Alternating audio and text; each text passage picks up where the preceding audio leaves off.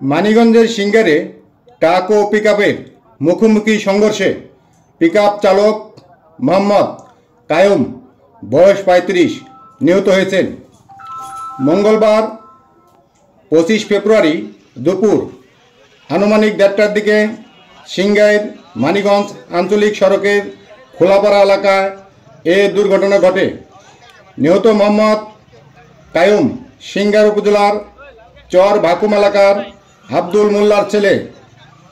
প্রত্যক্ষদর্শীরা জানায়, দুপুর আনুমানিক ১:৩০টার দিকে ঢাকাগামী পিকআপটির সাথে মানিকগঞ্জের দিকে আসা একটি ট্রাকের মুখোমুখি সংঘর্ষ হয়।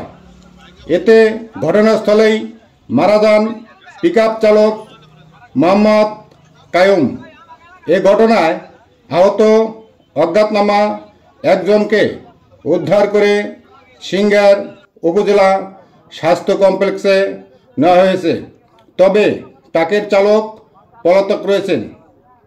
সিংগাইর থানার ভারপ্রাপ্ত কর্মকর্তা ওসি জাহিদুল ইসলাম জাহাঙ্গীর বলেন, দুর্ঘটনাস্থলে থানা থেকে একটি টিম পাঠানো হয়েছে, তারা কাজ করছে।